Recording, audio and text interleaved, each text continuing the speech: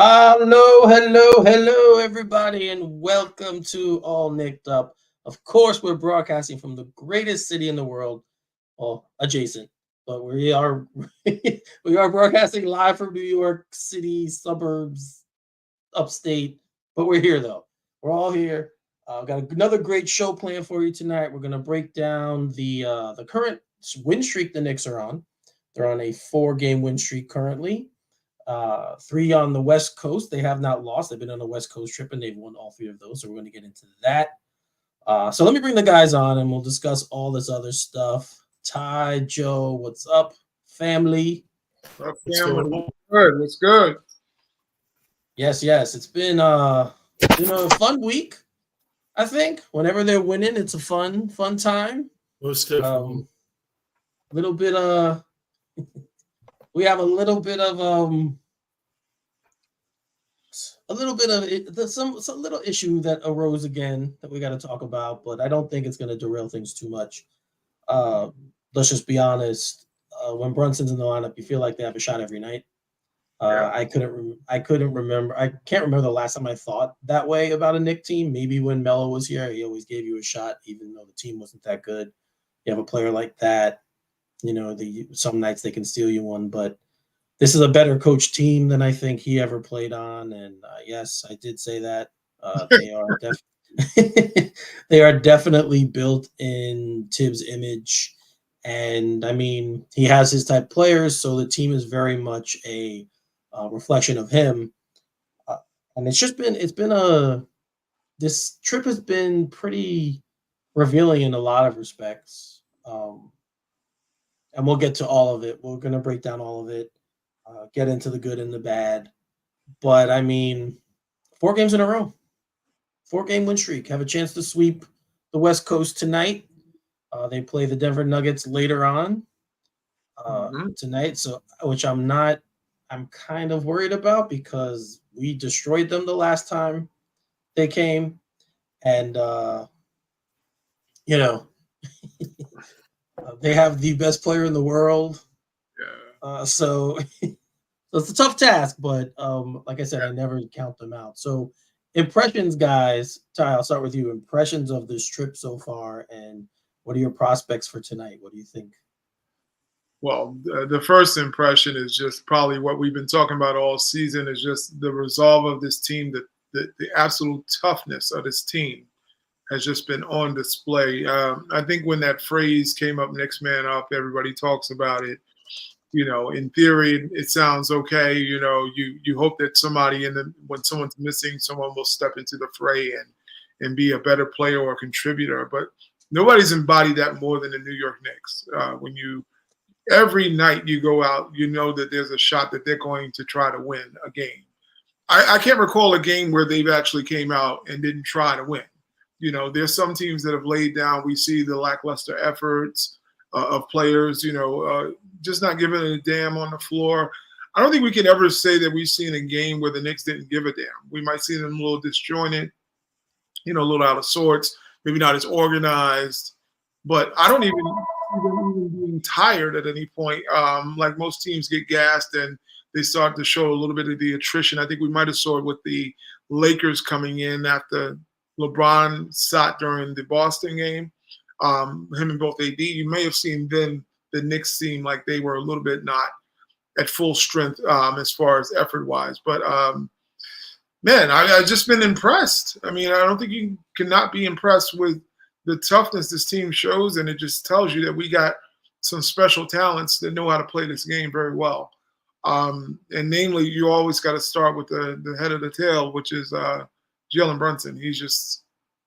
He continues to amaze you, no matter you were a fan of his before or not a fan now or whatever you are, you're going to respect his name. I just actually listened to something where I think Adonis Haslam called him the boogeyman.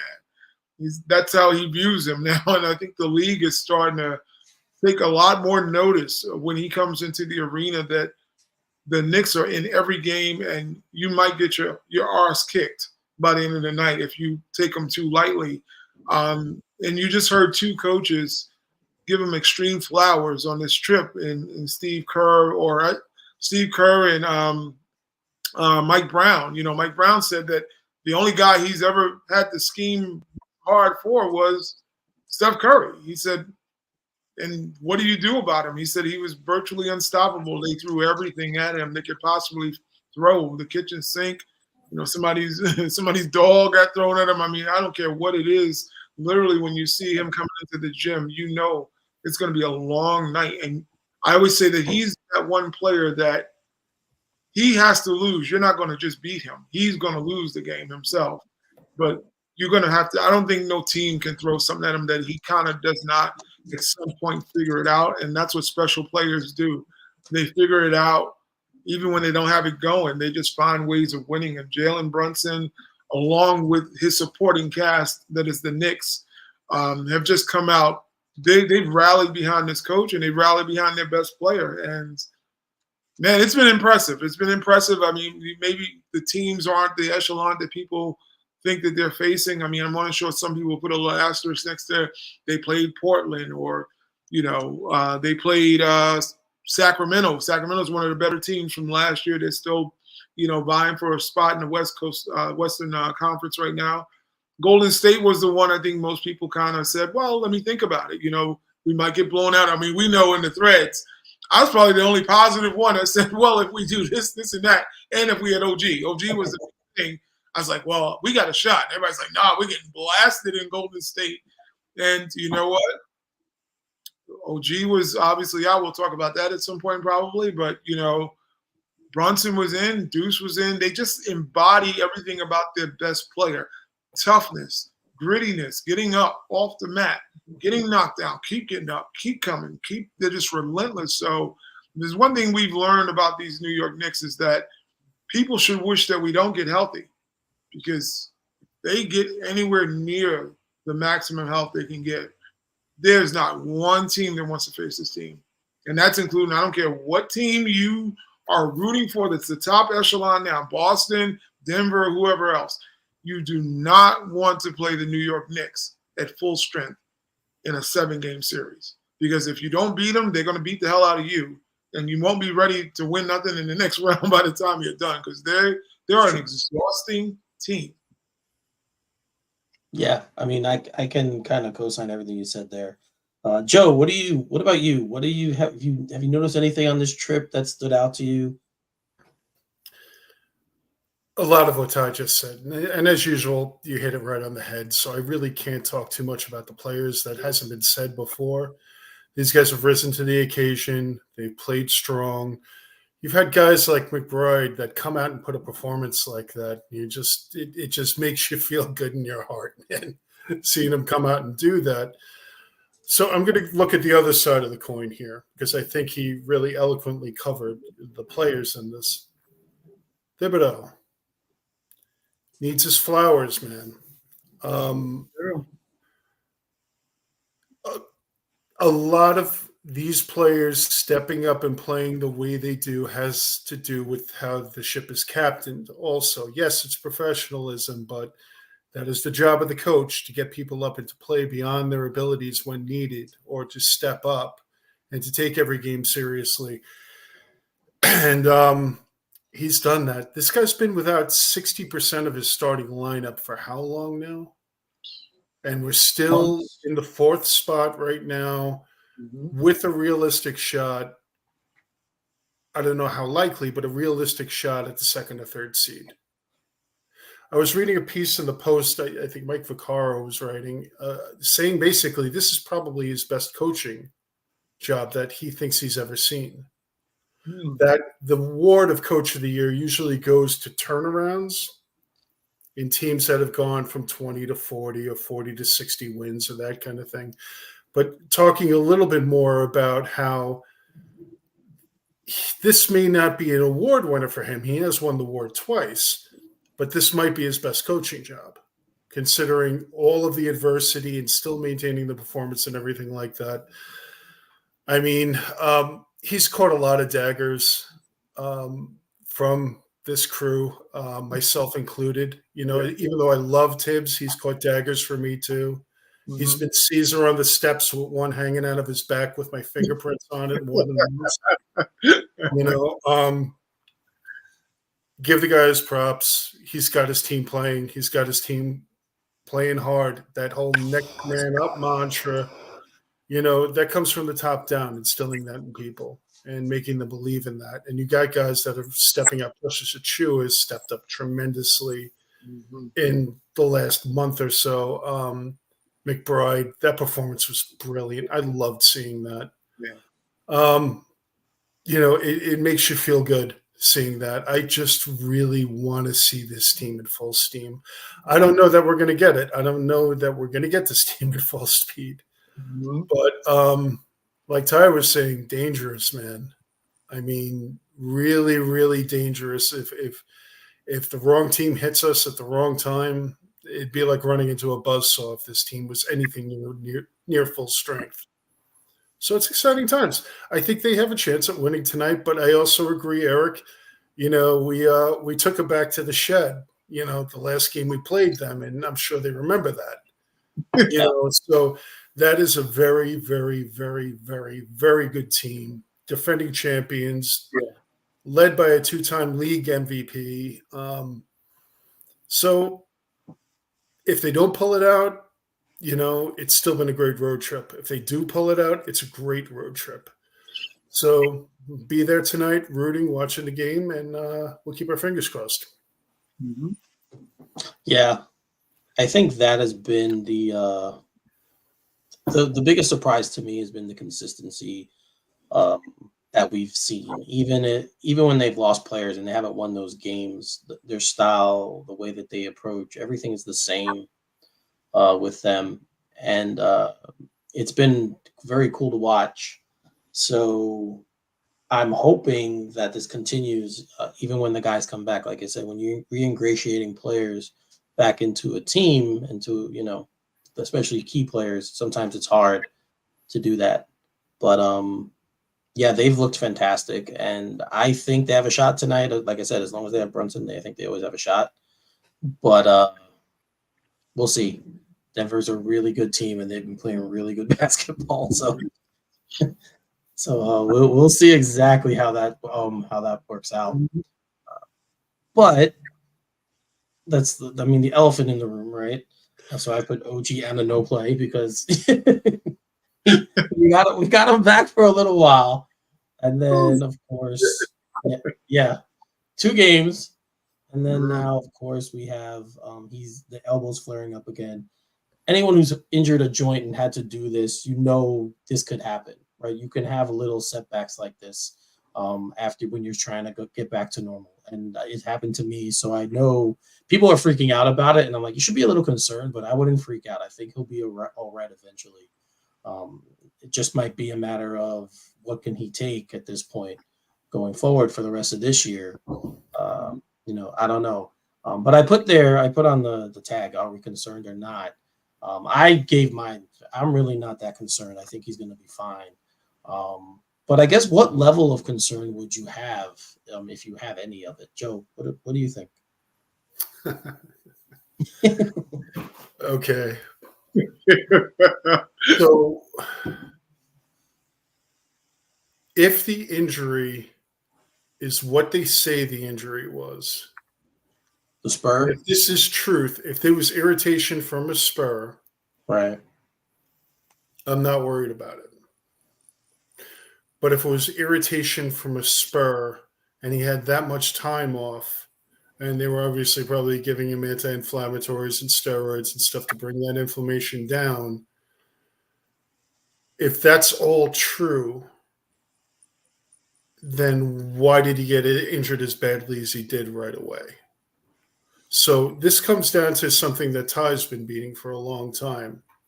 Is it the shell game with our medical staff, or at least our media policy? Is there a component in this equation, y equals mx plus whatever, that is missing? Are we not seeing the full picture? This is not an entirely forthcoming franchise. We know this, particularly about That's medicals. True. So my question is, after seeing him be out that long and get injured again that quickly on something relatively benign, I think he was moving his arm and it got stopped in mid-motion, and that's when it happened. There's something that doesn't add up with that. I don't know. I'm not a doctor. I'm not, but I'm suspicious that there is more to that injury than is being reported.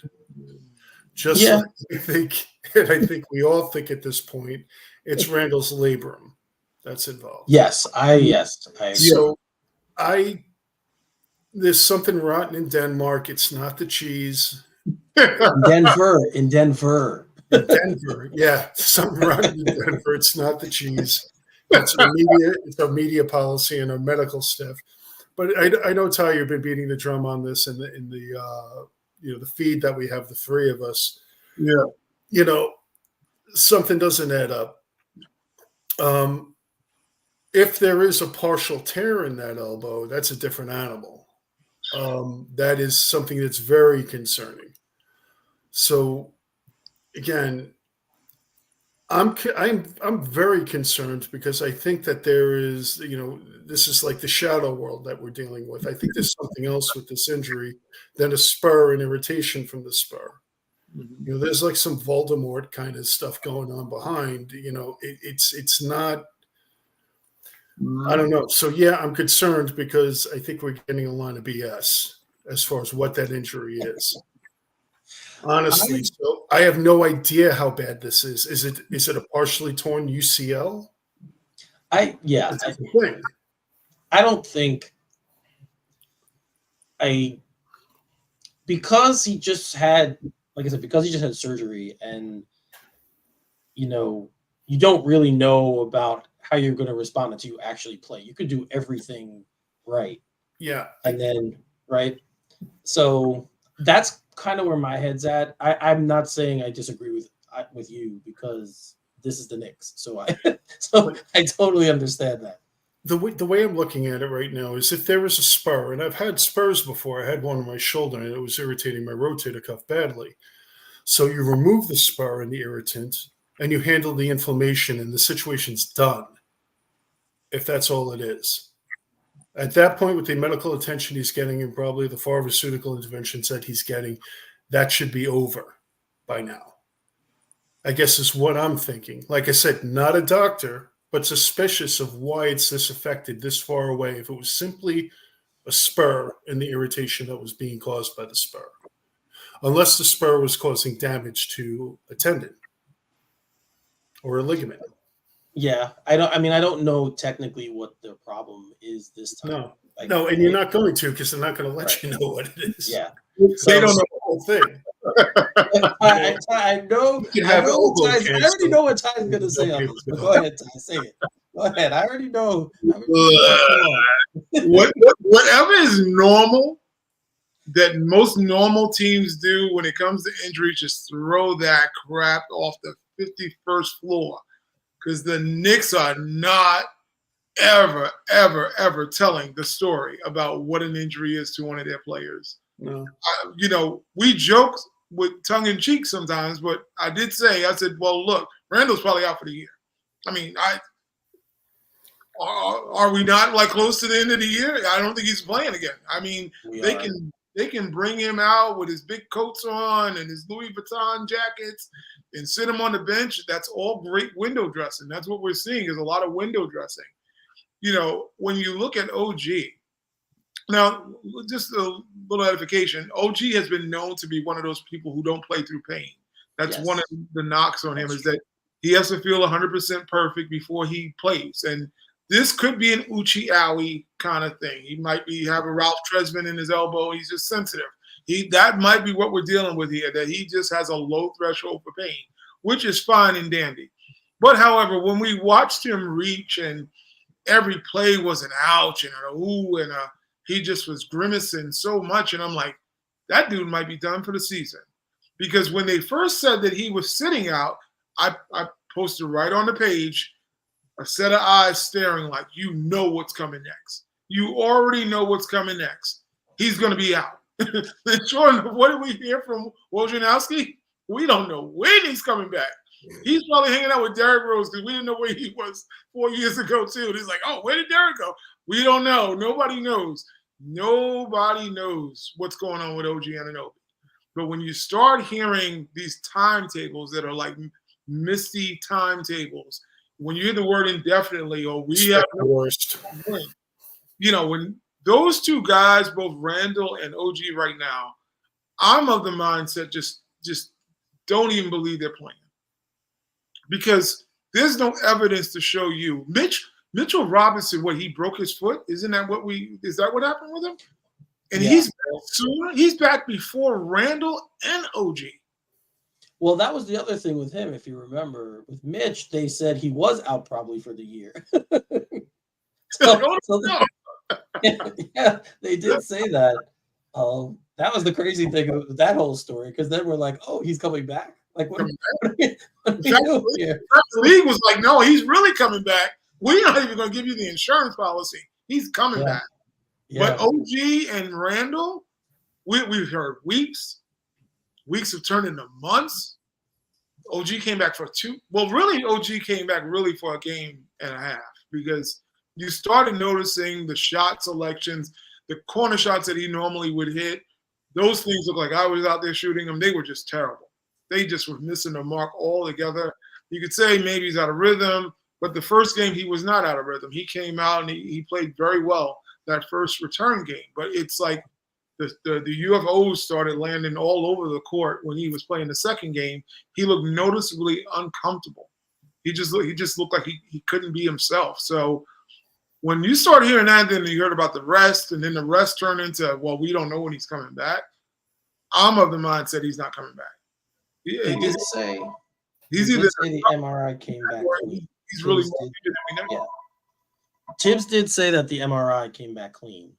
But the fact he even got another one, that's the part where I was taken aback a little bit. I'm really not that concerned. I don't think it's a re-injury. I think it's just sometimes when you're recovering from surgery, this happens. I think he heard it when he slapped his hand up, like guy was going across the lane and went to strip someone and hit the top of the ball. I think I remember that's where he heard it. And then he was kind of shaking it out I remember when he was standing on the free throw line, on the side of the free throw line when free throws were being taken. But he stayed in that game. Like, he stayed in and he played the rest of that game.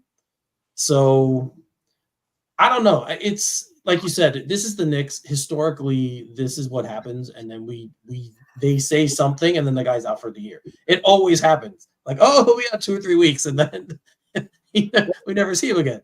Well, look at the OG. We didn't even know we were thinking he was waiting to get surgery. He had already had the surgery. Yeah. When they reported it, he had surgery 3 weeks ago, and they're like, "Oh, he's coming back. We don't know if he's going to need surgery." Meanwhile, he was already on the doctor's table by the time we realized that he even had an issue.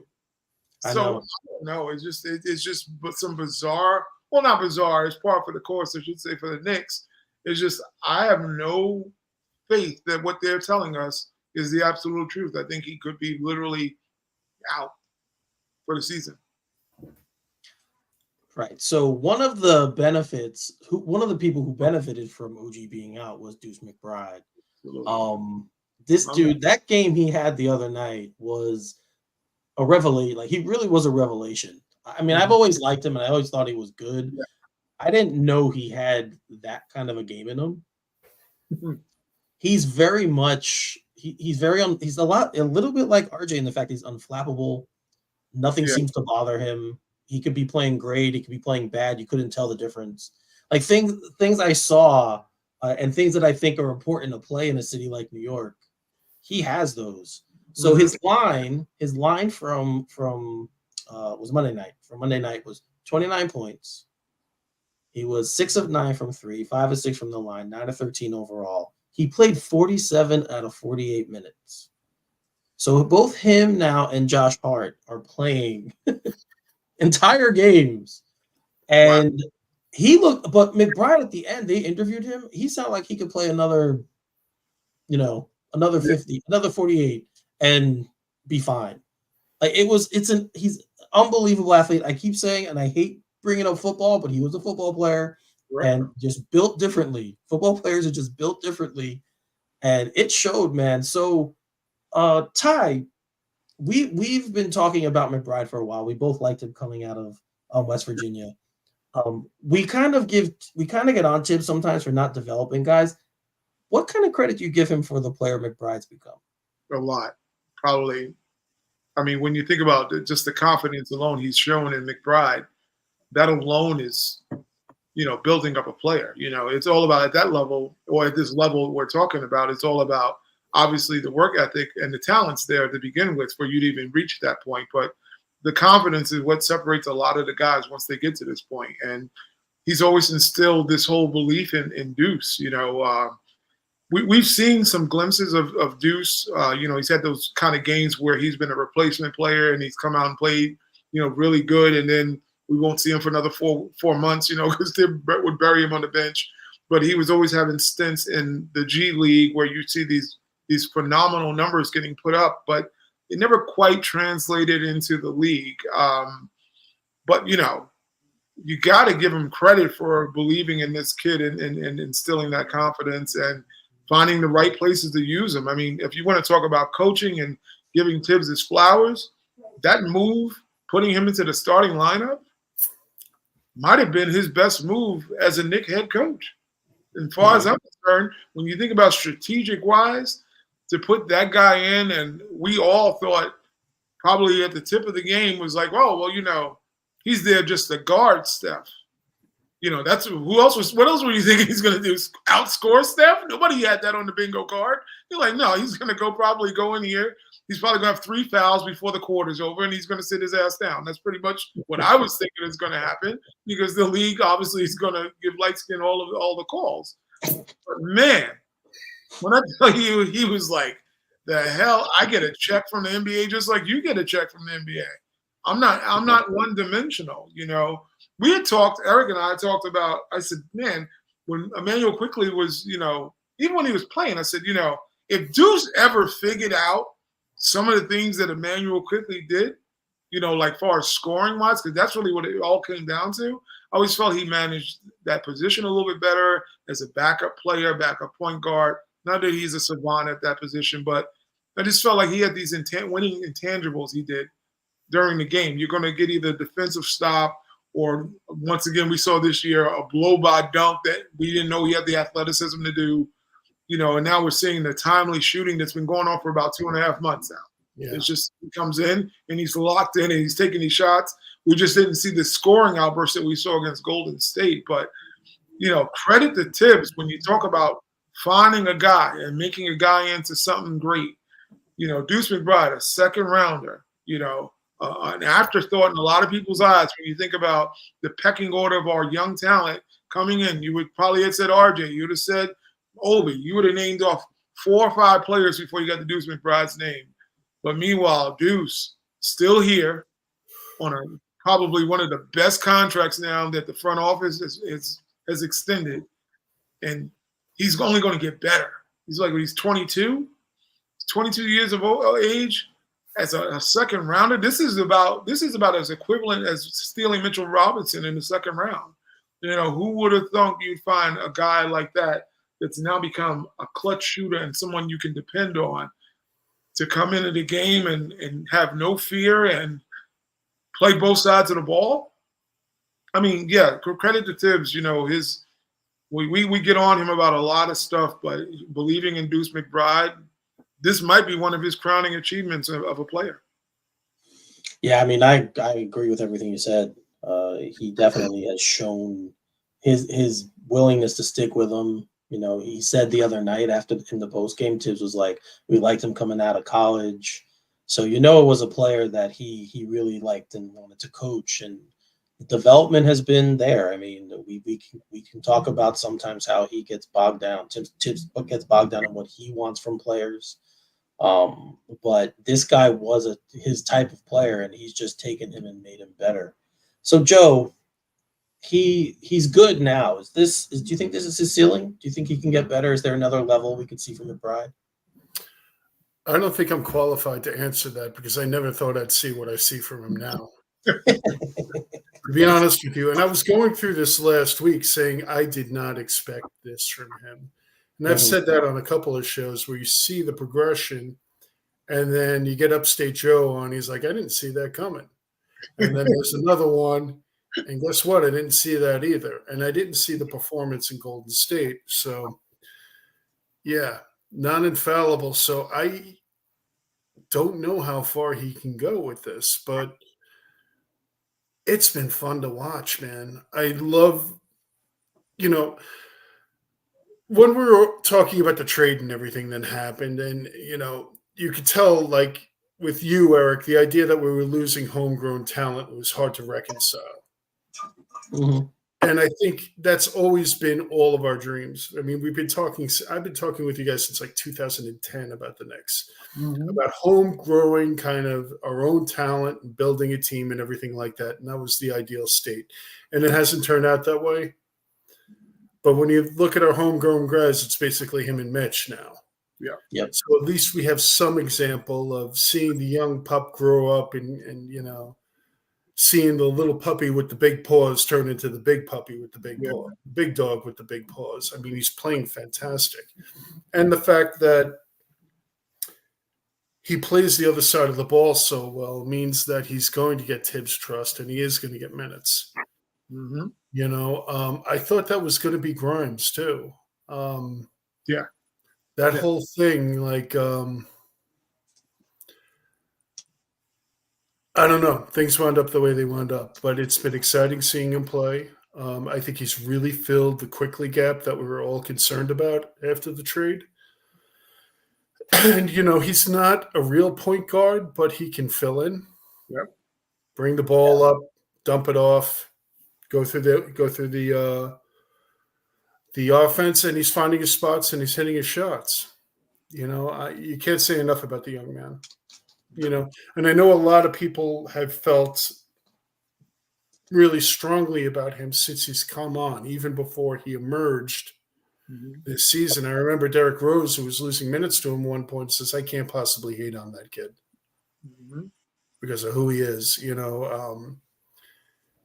He's a fine young man, a hard worker. And yes, I do think that Tibbs in the front office can get a lot of credit, from signing him to the contract that he's, but also providing him the opportunity. Because when you're a second-round draft pick and you're not assured anything in this league, you're not assured a commitment from a team. I mean, it comes different if you're a lottery pick. There's a certain amount of a commitment you're going to get from a team to ride with you. You don't get that really as a second-round pick. So, good for him, and it's good for us too. Yeah, absolutely. Yeah, and this has been again, like you said, it's always cool when a homegrown guy finally, gets to you see him from the beginning. You draft him, you put in the time, the effort. Not only the coaching staff, but us as fans wanting to see these guys get better. And then when one of them finally has a game like this, and I mean, obviously the other guys had games, but he, like Ty said, he was a second round pick. Wasn't really known for his offense. They drafted him more for his defense and the way he can get, cover guys on the perimeter. So to see the offense starting to develop and see his jump shot starting to, round into form, and it's really been a fun thing to watch. I'm not one of those guys who looks at a player and says, well, he can only be this. Like, I always kind of think these guys are professional athletes, with a lot of them with work and with patience and with just adding new elements to their game, they can develop and become better. Some of it's physical. Some of the guys do have physical limitations where they're not going to be a great, leaper, and they're going to have those things that hold them back. But I mean, like I said, he's a sneaky athlete. I didn't know he was as good a jumper as he is. Like, he has. Sometimes you see highlights of him in the layup lines before the games, and he's dunking the ball and doing stuff that, we don't see in the game. So that could be just a confidence thing with him. He's just hasn't developed that part as an offensive player. But, I think he could get up to the level of a starting point guard, a la Derek Fisher type, guys like that. Someone like him who, he's not going to be an elite starting point guard, but he could be a starting point guard and, run a team for you. Maybe not create much for anyone, but just be that kind of point guard who can steady the ship and, give the team good minutes at that position. So it's going to be interesting to watch his development further because, like, you guys want to credit Jalen Brunson. You think Jalen's helping him also? Him playing against Jalen all the time. Do you think he's becoming a little bit of more of an understudy? We've watched him do that in and out dribble, which is definitely a Jalen Brunson move. I forgot who did he do that on? He shook somebody out their shoes a couple weeks ago. Yeah. We started seeing a little bit of Jalen in his game too. So maybe, iron sharpens iron. Maybe that's exactly what we're seeing him, playing against anybody who's got to guard Brunson on the other end during practice. Yeah. You're going to be pretty damn good because he's busting the whole league's ass right now. So I mean, you could definitely get isn't that sweet? Oh, Hi. hello. Everybody needs love in this world, isn't it? Now I'm blushing. Well, if I was, you wouldn't see it anyway. So go on. I think it's going to make him a much better defensive player. But I think the example that Jalen sets, the professionalism, the commitment to craft, those things, like anybody that you'll hear talk about Brunson that's known Brunson for a while has been like his commitment to his craft. And you don't hear the word craft used that often with basketball players, but his commitment to his craft is unquestionable. Mm-hmm. And is a great example for younger players of how you can maximize the talent that you have. What is the path to that? It's to work and practice and discipline, identifying areas with your game, being honest with yourself about your game and your limitations, minimizing those and accentuating your strengths. Very true. Very well said. Absolutely. He's not that vocal leader, but the example that he sets is worth its weight in gold. It's probably good, especially if you're going to draft players and bring them in. I know we have no young players necessarily other than the ones we've mentioned. Mm-hmm. But if you start bringing players into the system, that is who they should be looking to about how to handle themselves as a professional athlete, But again, covering Jalen's going to make you a better defender, hands down. Yeah, no, I agree with. Just playing with that guy, having him on his team, having him there to look at and try and copy his moves and the footwork, and being able to ask him questions like, how do you do this, and how did you develop this move, or just like, it's invaluable. Anyone who has a great player on their team, and especially how Brunson did it. He was a second-round pick, right? And he became same as McBride, and he didn't. I said this the other day when I first saw him, and I remember from college, some of the stuff he does now, he wasn't doing then. So he actually came into the league and found out, okay, this is what I need to work on. This is how I can get better, and he did. And now he's become this player that he's become. It took him a few years, and he was allowed the time to develop, but he just worked at it and he got better. So yeah, if McBride is playing with him and seeing him, and like I said, similar story, second round pick, wasn't a first rounder. Mm-hmm. There's a lot of things he can draw from that, and grow as a player from that. So speaking of Brunson, he has a commercial.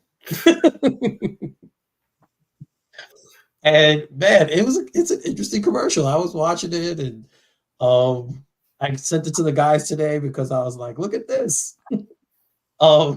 It's weird. He has all these phones on his jacket, and that's what I'm assuming that Ty highlighted Jalen Brunson's jacket. There we go. Yep. Right there. So this could only mean, but this is a good thing, right? Because it means that the Knicks are starting to get national love, and their players are starting to get recognition. So I'm going to ask you guys a flat question. Are we there? Are the years and years of us being crapped on over?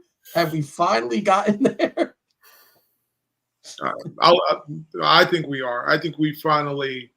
I just, the thing that I've been listening to, I always say when the jokes stop, that's when we know we are in a good place as a New York Knicks team, because it was all jokes. We've heard them all. We've gotten, oh yes, we have, slapped with every slapstick scenario that you can find, with the butt ends of jokes and et cetera, et cetera. And you started hearing more critiques. So it's like, oh, maybe they're not, the Knicks are okay. You started hearing the okays. Like, so the jokes stopped and then it went to the okays. Then it was a little bit of the nitpicking. Like, Knicks. So, but still the jokes went away. So there was no jokes still. Now all of a sudden it went from nitpicking to, oh, maybe they're good, but. So maybe they're players, they have the butt. It became really the full temperature of Jalen Brunson when you think about who he is as a player. He's limited, he's small. The Knicks have been all those phases right now of being maybe not as good, maybe not there, can't get there. Oh, well, they're all right. They're getting better. Now all of a sudden, as the player goes, our best player is gone, and so has the Knicks' reputation. So now it all became the jokes is over. The mediocrity stories is over. They might be better than what we thought is over. Now it's like, who the hell wants to play him? That's who Brunson. Who the hell want to play against him now? So now all of a sudden the respect is like, well, damn, the Knicks are coming in. So it's like, you ready to play tonight? If you're not ready, you're getting your ass kicked. I mean, this is put it right where it is. If you're not ready to play against the New York Knicks, led by that dude number 11 with the phones on his shirt, you're getting your ass kicked now. Excuse the French, but that's exactly what's going to happen now. So the laughing is over. There you go, Stace. It's over. OVA. The story's over now about talking crap about the Knicks. You don't want to talk crap because I can't find not one dog. Maybe Alex Burks is not playing like the dog we want him to be. But I don't know one guy that's been inserted in that lineup that is not intimidating somebody on the other team to say, damn, they're going to do this all night? All night they're going to play physical? Because that's what you're in for. Because you start seeing guys like all of a sudden now, like, I'm not doing this for 48 minutes against these guys. Refs, when are you going to call something? They taking teams out of their element. Because I always say when the Knicks play their style of basketball with the physicality and the intensity they play with, and it's relentless, teams are going to lose to us. I don't care who. You don't want 7 games of this because the league for almost 30 years has not been playing defense. Now here come the Knicks, like a 90s team with finesse that is coming in there like, oh, now we're going to disturb everything you've been doing. We can't hand check you, but we're gonna touch you up a little bit. So now the jokes is over. We're here right now. New York is serious because now nobody wants to talk about us because they're like, oh, the Knicks are home? Now you got people doing that now. Oh, because Perkins was the only dude that's been stomping for the Knicks. Kendrick Perkins is the only dude has been. Watch them. They're coming. Watch them. It's the Pacific Ocean. Yep. And now all of a sudden, what do you see now? All these other people like, well, Jalen Brunson. Who wants to guard that guy now? Draymond Green gave one of the best compliments you can hear. He says, I'd rather guard him ISO than in a pick and roll because he's unstoppable. You cannot – this is former defensive player of the year. Is saying we don't want to play against this guy because he's a headache. He's a problem on the floor. So all the stories is over. Amari Stoudemire may have said it years ago, but we're going to say it for Jalen Brunson now. Knicks are back. Everybody know their asses is back now. Yeah. They don't want none of that smoke from New York because you don't get your ass kicked now. You ever been getting kicked before? Come up and play in those games. So as the saying these young people say now, don't be playing in my face. Don't be playing in the Knicks' face because you're gonna get some smoke. They know. Yeah. Yeah, it's been – man, it's been a long time. It's still hard to, I don't know, Joe, I don't know. For me, it's still hard to grasp that they're not that team anymore. We've been through a lot. I know, that's what I mean. All right, I'm going to kind of jump into this from a different angle. All right.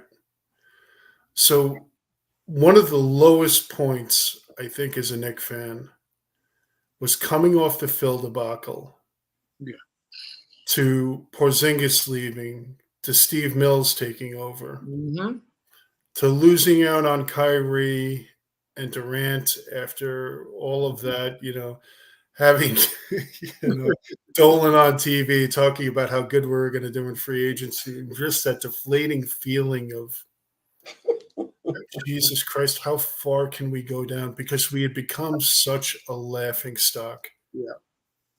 And Craig, one of the founding fathers of the show, beloved by all, would always go on and was always concerned about how the league viewed us. Yeah. It's true. And that's important stuff. Absolutely important stuff. And Rose took over and Thibodeau came in. And I give a lot of the credit of the changing of the perception of the Knicks around the league to Tom Thibodeau. Mm-hmm. That fight every single game. You know, when you were playing the Knicks, you were getting the best from them. I think the front office has made good moves. I think that we are as stable a franchise as I have seen in a very, very, very long time. Mm-hmm. Probably since the Ernie Grunfeld years, Mm-hmm. and that's why all of that winning mattered. Why winning regular season games mattered for the New York Knicks, because we had so much to overcome. Now, not only have we repaired the image, and there's faith in the front office because they've made some good moves, they've signed some good contracts, they seem competent, which is something that we have not had, especially with the Mills and Phil Jackson eras, where it was just a horror show. And there is a toughness about this team and an accountability from the top down, from the coach to the players, and a hard hitting defense. As much as a defense can be hard hitting in today's rules, people know that they're coming in and they are going to have a hard time with this team. They're not going to walk through. Now, it's debatable whether Thibodeau can get us to a title. That's the next page. We're not even going to look at that right now. Mm-hmm. But the rebuilding of the New York Knicks has to be credited a lot to him and to the front office. Now, this is a really, really good stage for this team. We have the best team that we've had in a long time, but there is potential for the team to get better. Yeah. And the reason being is that now that we have repaired our image, and there is actual proof that this is a competent, well-run franchise. Mm-hmm.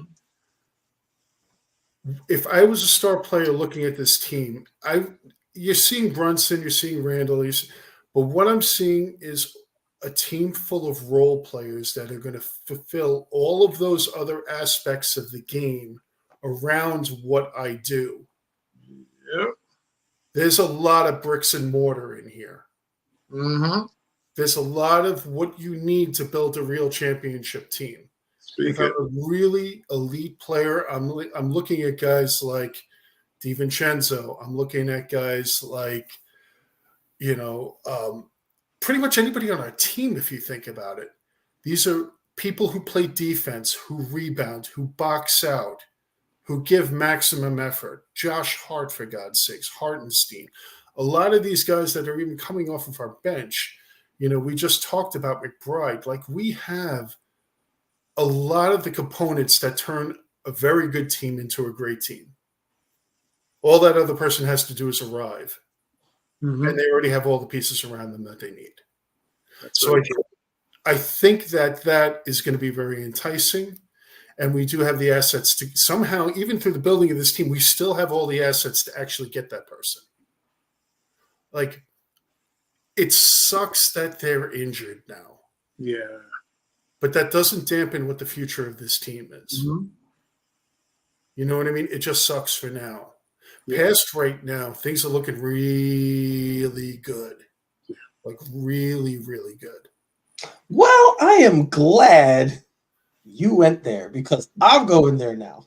All right. So there was a report that came out that Isaiah Hartenstein will be targeted this summer by the Oklahoma City Thunder. Mm-hmm. And the reason I want to bring this up is because they actually put a number out. I think it was Eric Pincus who spoke about this. So credit to Eric Pincus. But I believe he said the starting number for him should be around $15 million per. Now, the reason I'm bringing this up, I don't want to look too far ahead, but it was something I saw and it's Knicks related, so I wanted to discuss it. The Knicks can, I believe they have his bird rights. I believe they do. If they do, let's hypothetically say that they do. Probably Sure. early bird Yeah. rights. Let's say they do. Not full bird. Would you pay him that? Would you pay No. him the $15 million a season? No. Joe, you're a no. Ty, what about you? I was thinking more 13 is what I heard. It was 13. A lot of people said it 13 million.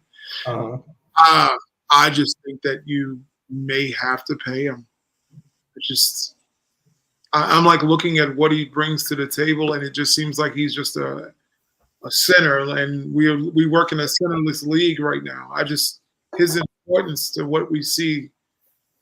This team gelled a lot because of. I think if you remove him, like you saw in Golden State when he went out of the damn game, the game went out of the game.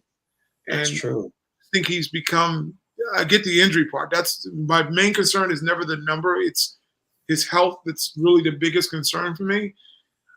That is the leery part. I just think you got to address something. If you keep him at 15, you got to get rid of Mitch at some point and get an asset. You can't pay two centers that may be hurt. I just don't think that that's smart basketball operation. We won't be able to do it.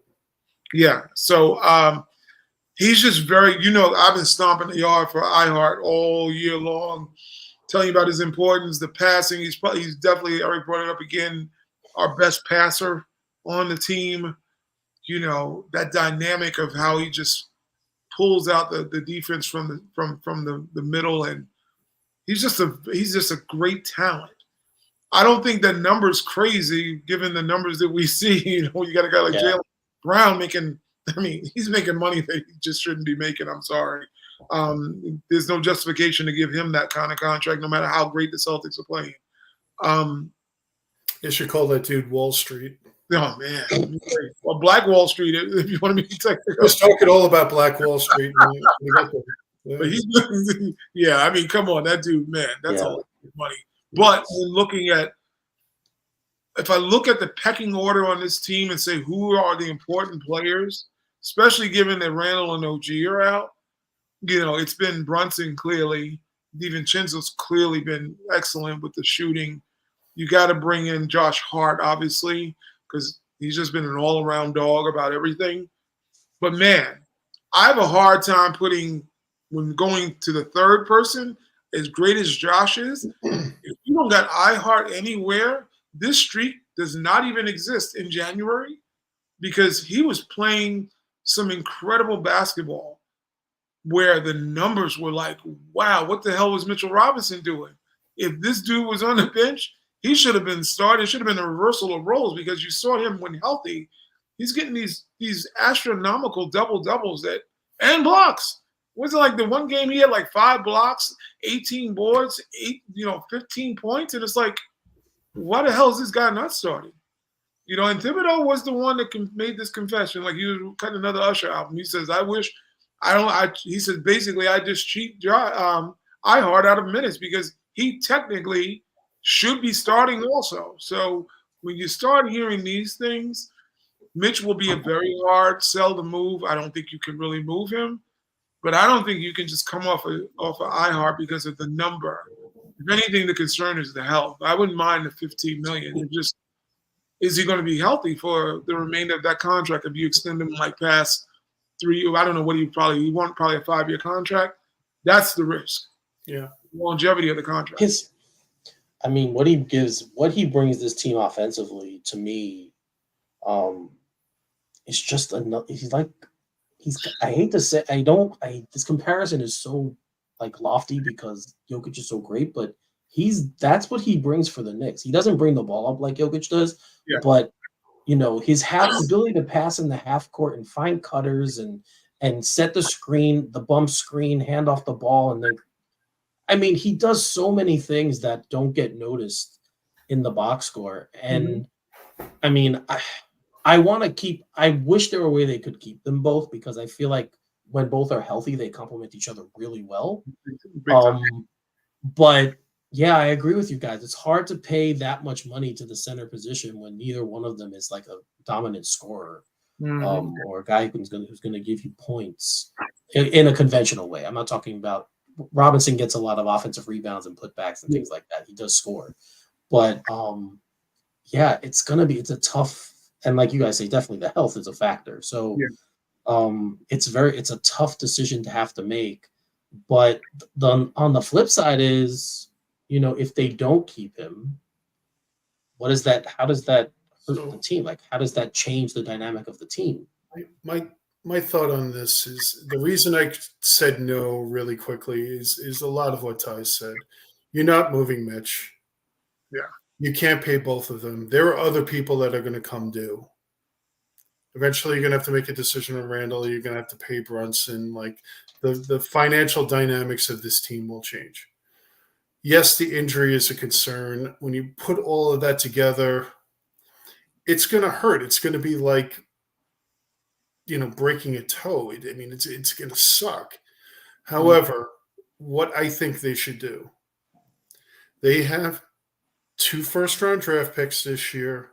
They need to either package them together or they need to fill the center position with those draft picks.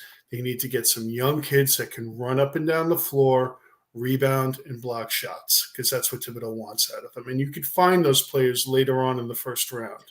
Athletic big men who could rebound and block shots, even if you have to pull those 2 first-round picks to move up. And it's also, again, a cost-conscious move. So you have young players behind Mitch in case Mitch loses it, and also you're not jacking up your salary at $15 a year. I think that's a wiser move, because if they keep those draft picks, there aren't needs anywhere else. Not really. I mean, if you draft somebody else with those picks at positions 1 through 4, they're not seeing the floor. Not with Tibbs' coach. But if you draft centers, and if they bring the right skill set to the table, Tibbs will play them. This is a good draft. Yeah, this is a good draft for that too. There are a lot of centers. That's where we need to restock that position from. That would be available for $15 million a year. As much as I love the guy, I think it'd have to be a 4-year player for that to happen with Tibbs, and he's better be lights out. That's what he's shown. Yeah. Yeah, I think it would have to be one of those kind of people to kind of maybe give the minutes or the immediate minutes to, or the look at. I think Tibbs would probably says, I'm going to go play center before he plays a drafted player. I mean, that's just how I'm just going through the lay of the land, what we've seen from him. If they rebound and block shots, he will play them. I think he has to be ready. I mean, because and I agree with you, Joe. Don't get me wrong. I think part of the problem is that we keep hearing the same narrative pushed over and over. He's got to trust you. He's got to trust you. Well, that trust might take 4 years. I mean, because literally we don't know when the hell he's going to trust anybody. Because get to trust if that player fulfills what he envisions for that role. In other words, how did McBride get faith from Tibbs so early? Because he fulfilled what he wanted from the role. Do you think would he had started him or gave him extra minutes? Do you think? That wasn't reasonable because there were better players in front of him. But he got a shot as a second-round draft pick because he had the qualities that Tibbs wanted. He was a Tibbs player. So you go out and you draft a couple of young bucks that can run the floor, block shots, and play defense. Tibbs will have to play them. Yeah, I mean, like I said, there are guys, and there are guys in this draft. There are plenty of centers. I think I saw in one of the last mocks I saw, I think they had up to 4 or 5 picked in the first round. And I kept having to check the year because I'm like, is this 2024? We're picking 5 centers in the first round. But yeah, man, it's a good year for that position. So if that's the way they plan on going, the Knicks will have right now. I think they're sitting at 18 and 22 in the draft. If the draft were to begin today, so yeah, I mean they'll have those 2 picks, like you say, Joe. And if they're gonna keep them, either you package, like we said, you package them, try to move up to 16, 15, something like that. In the late lottery, 14ish. So, or you stick with them and you pick them. But this is the thing. Like we had all those picks. They're gonna have to start taking them now. Yeah. So, what do you do? how do you go about it? Because it doesn't appear that they're going to be able to trade those two, at least these in this draft, at least not before the Yeah. draft. No, So the overall draft is weak too. yeah, it's one of those depth drafts that people always talk about. Like there's not star players, but there's a lot of good players that can help teams. So there's always one or two stars that break out from one of those drafts anyway. But yeah, it's definitely one of those drafts this year that isn't top heavy where you have tons of guys. You're like, oh yeah, they're future Hall of Famers or superstar players. So it's going to be interesting to see how the offseason unfolds. I just wanted to bring that up because I read it and I'm like, crap. I know we're all fans of his. So yeah, so I wanted to just throw that out there with you guys. The Knicks have a couple of question marks, like we talked about. With Randall's going to be a question mark. You know, the injury bug may be the biggest undoing of a lot of what we see from the Knicks, because the tough decision is going to be who can be here for the next 4 years with Brunson without worrying about, you know, a torn labrum possibly, or an elbow issue, or a center who can't stay healthy. So when you invest in these next crop of talent, or you re-sign, you got to think along those lines. Will they be here for the duration of what is now we know as the Brunson era, who's accelerated? He's clearly nearing an MVP caliber type of talent right now. Who do you keep on this team after this year? It's going to be a question mark because of the health. Is Randall an expiring contract next year? Yeah. He is. So is Brunson, for that matter. Yeah. Brunson, they're going to re-sign. That's I know, but I'm just putting it out there that an expiring contract of $30 million a year is valuable. Yeah, I mean, and the salary cap's going to go up because the revenue will go up, so the cap will go up. I don't see Randall on another contract unless it's a very friendly contract to the team. I think you got to move him. I mean, not in the way we've been talking about wanting to move him because of a lot of issues.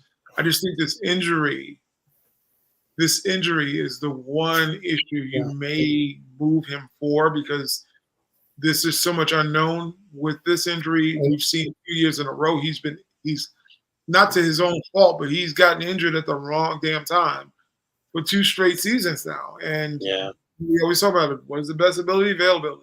And now you're looking at a guy like Brunson. You cannot afford, and I can't reiterate this enough, you can't waste the next 1 to 2 years of Jalen Brunson without giving him a shot at getting a damn ring. It has to be in the next 2 years that you get someone here, either the equivalent or better than him, to maximize that guy's talent. Because right now you've got a top 15 player in the league, and it's not even a question anymore. Now the question is, can the front office put another top 15 player, which they do have in Julius, but we're talking about someone who will get you to the promised land, not just in the regular season, but the playoffs. That's what the most damn important thing is right now. Brunson's proven, come playoff time, the popcorn's on, he's lit, he's ready to go.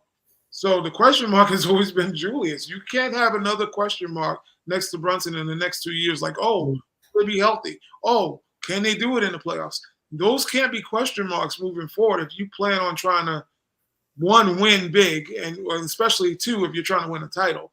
You got to get that second dog or that first dog in here.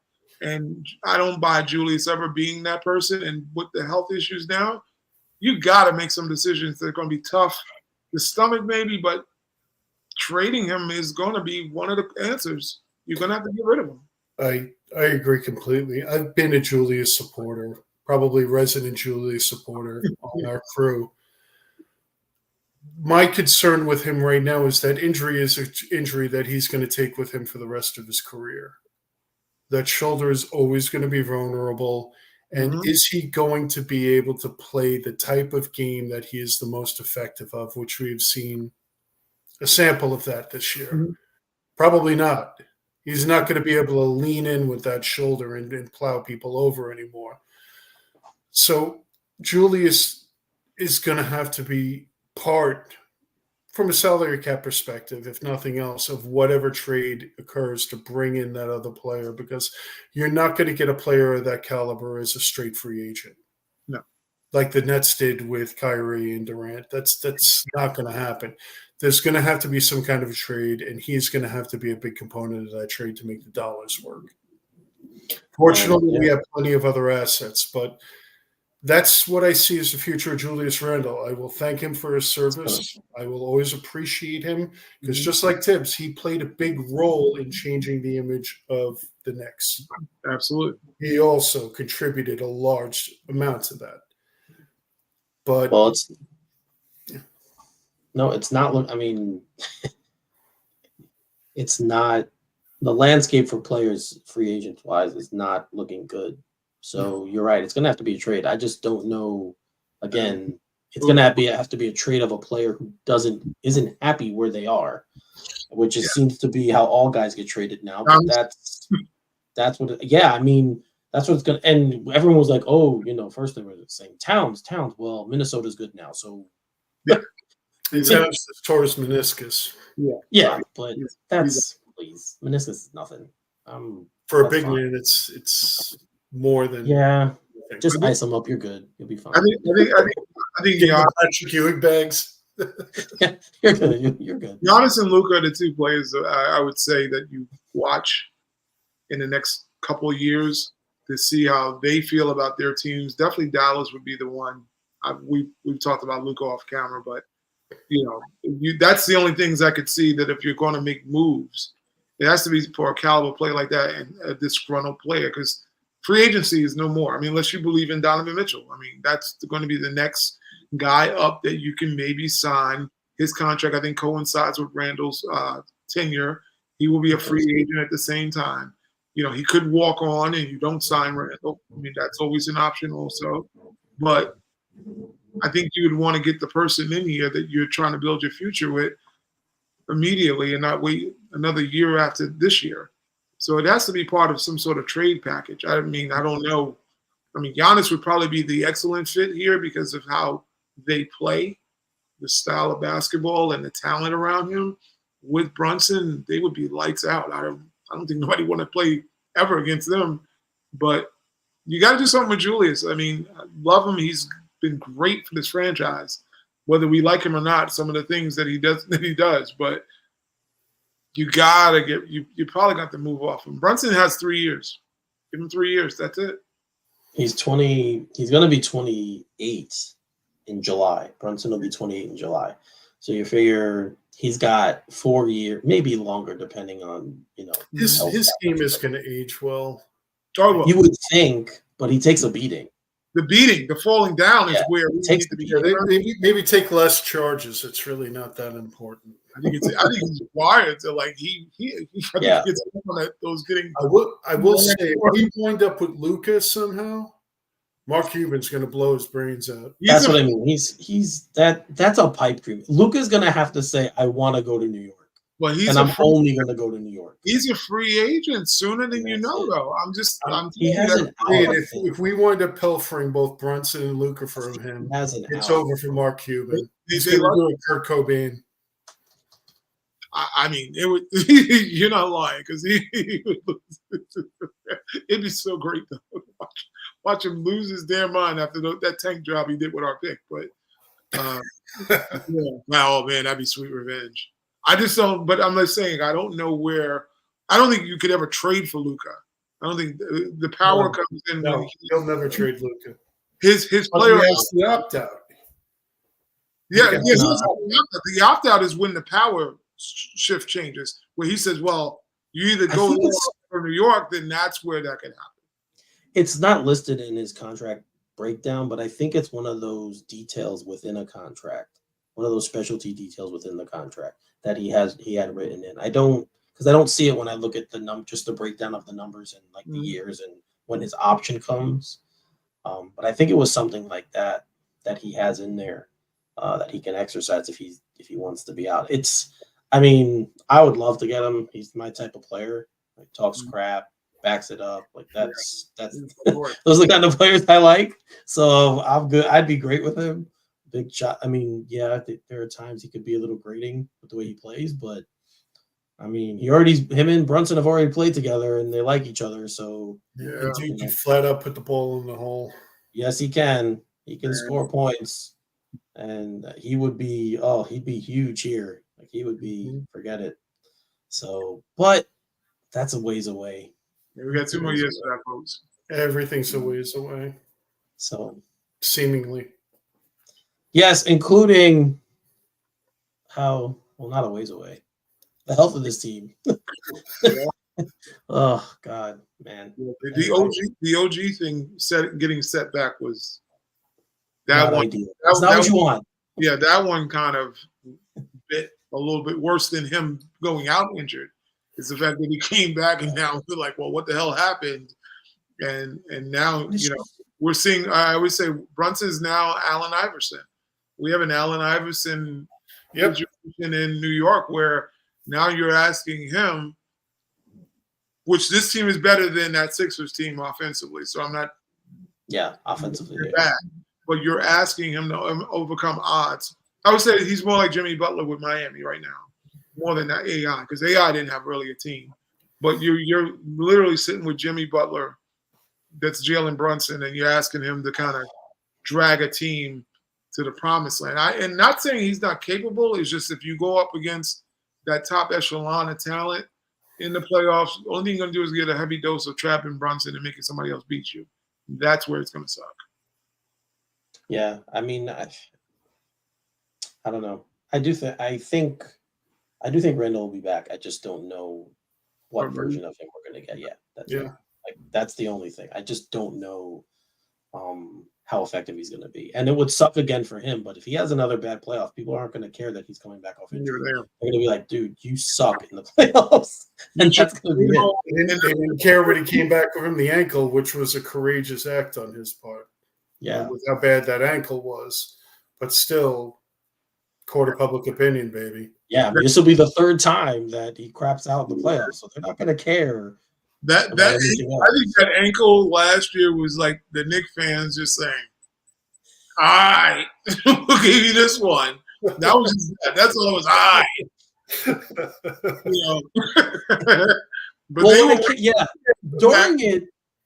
But during it, people were still like mad. It was only when we heard he had to have surgery that people were like, all right. Yeah, all right. Maybe you went maybe it was bad. Like maybe it was bad. And it sounded just like that. It did. It sounded exactly like that. New York's cynical, so they weren't trying to hear that. So him coming back now, they don't give a damn about his shoulder. They just walk. He goes in there, they'll say, "Why the hell did you even play?" Mm-hmm. That's what's going to happen. They're going to say, exactly "Why the hell did you even play?" Because if he comes back, they're not going to care about the Herculean effort to get back, or what he did to get there, or the pain threshold he's going through. All that's going to be out the window. They're going to say, "You should have sat your ass home and got surgery, and not come in and muck up the playoffs." Because it's a tough thing. Because I know he wants to play. He's a tough dude, so I get it. But this is not this town. This town is waiting. They're hungry. Then Brunson's here, and now even more so, Brunson's making Julius's life terrible if he comes in and is having a horrible game because everybody's looking like we got somebody finally. Don't screw this up. This is what it comes down Where are you at? Don't screw this up.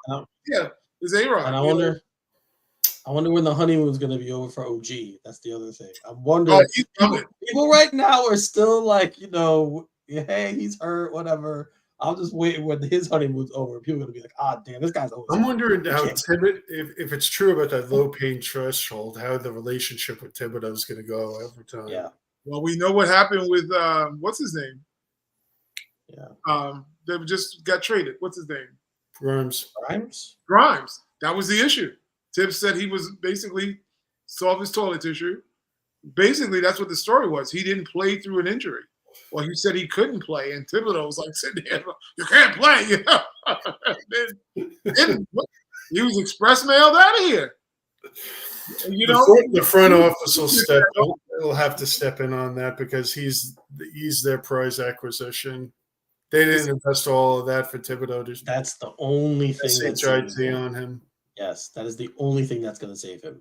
Is that the front office traded two young players to get him, and they are not going to put up with Thibodeau being like, I don't care who he is. I'm just going to play. He's not going to play. I'm not playing. That's it. He's going to play. 48 minutes at small forward. Yes, Josh. You watch Josh. Josh plays all the time.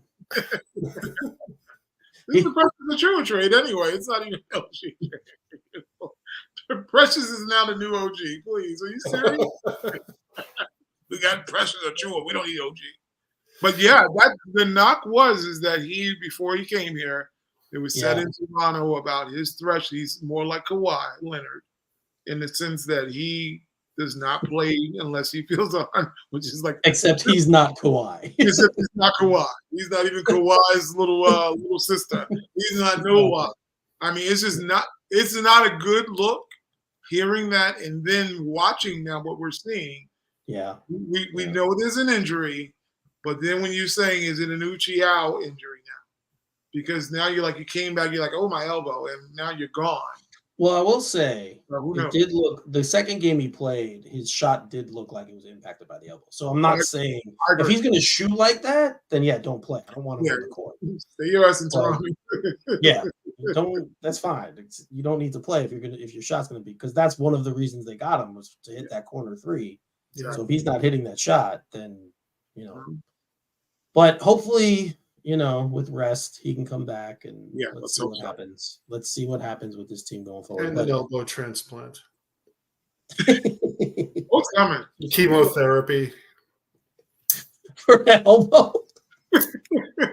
Who's gonna get like the little plant from the Black Panther and it's yeah. Cheerleading an elbow. The herb. The herbs. I'm still going with this something else that isn't being reported with that. Oh, he's trust me, his amputation's coming next. Trust me, he's not gonna be good at all. Are you serious?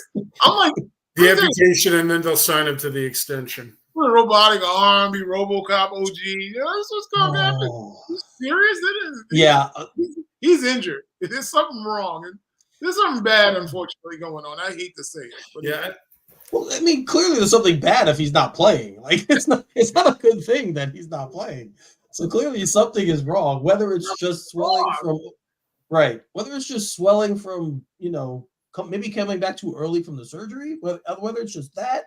If it's blowing up, that's not a low pain threshold thing. There's a problem.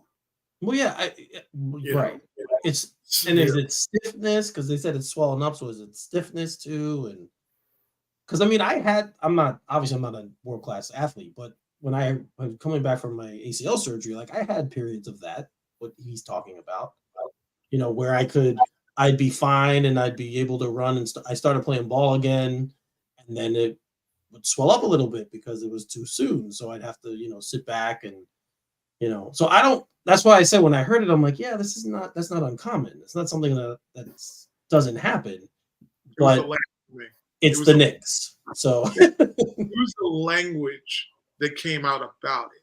If they said, oh, OG's got some discomfort, it was the whole thing that they went out of their way and say, we don't know when he's coming back. Yeah. Then I'm like, well, damn. Well, Tibbs said he's not playing. That came from Woj, not the team. Yeah.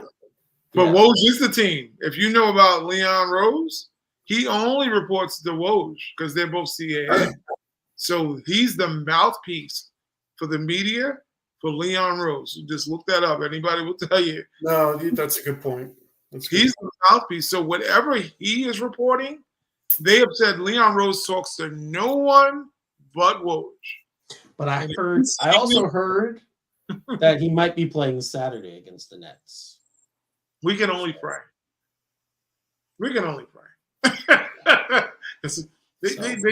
I'm praying that it's just hopefully it's just him not being able to play in comfort. Maybe that's what it is. I pray that's what it is. I'm thinking I need to set up the Joe Bull altar, man. And get Serrano over here. Do you want the Kentucky Fried Chicken? We gotta get the chicken. We gotta sacrifice the chicken. No gravy on the chicken, though. They ain't put no gravy on the Run like maize, What's the chicken? hit like you know what. That's what they said. All right, gentlemen, let's shut this one down. Sir. Yes, Joe, tell them where they can find you. You can find me at X at Upstate Joe, AKU for All Nicked Up. And you can find me on the fan page where I will likely be reading Ty's recap. Thank you for reading it. I appreciate Go ahead, Ty. Tell them where they can find your recap. Recap on the Facebook app. That's how you can find it. I don't know if Facebook has that, but either way, you can check us out on our fan page. Come and engage with us. That's where the recaps happen. All your updates, any information about our shows, blah, blah, blah, blah, blah, blah, blah. Come and engage with your boys every Wednesday. This is what we're doing. Come check us out. Tell a friend. Tell more friends. Tell a lot of friends. Yes, I agree. Tell as many people, tell any Knick fans you know to come listen to us, because Even think those that we hater fans that don't like yes, come get some. I think we give a different perspective than a lot of the other shows out there. So if you want to, hear something real and from the heart. Keeping it real. Yep, no one's paying us to do this. No one's, sliding us tickets to games. Although if anyone's out there and wants to, hey, we can be I ain't too proud to not take a ticket. So but seriously, tell everyone. I'll tell all the Knick fans to come check us out. Like the guys that say we're live on Facebook, we're live on YouTube, we're live on X. That doesn't sound right, but we are live on X every Wednesday night. It's been pretty consistently at 7 o'clock Eastern time. So come check us out. And if you guys are interested in getting at me directly, my information is on the screen in front of you. At Finally33 is my personal account. At all_Nicked_up is the show account. You can get at me at either spot. If it's Knicks related, the All Nicked Up account's probably better. Just because there's other Knick fans that follow it, and you can interact with them as well. So you have start more of a conversation there. As I mention every week, I also do a fandom pop culture podcast called Straight Outta Gotham. At @straight_O_G on Twitter is our handle there. And you can listen to Straight Outta Gotham anywhere that you have podcasts. So Spotify, Google Podcasts, iTunes, Apple Podcasts, all those places. We do a show every week, usually publish it on Sunday or Monday, depending on my schedule, because I'm the one who produces it. So, but we talk about, we're going to have information now. Ghostbusters, the new Ghostbusters Frozen Empire comes out tomorrow, which I will be going to see. So I will have information on that for the next week's show. So if you guys are interested in Ghostbusters, go listen to the next Straight Outta Gotham, and I will not spoil it for you, but give you my thoughts. Bobby Brown on the soundtrack? Not this one. I wish they would have brought him on, though. Would have been fun to have him back. That was a dope song about chasing damn ghosts. I mean, it's just really funny, but you jammed to it. All right, everybody. Once again, thank you for watching us. Thank you for all the continued support. We would not be here if you guys didn't want us to be here. So I want to thank you all for watching. And for Ty and Joe, I'm Eric. You're watching All Nicked Up. We will see you next week.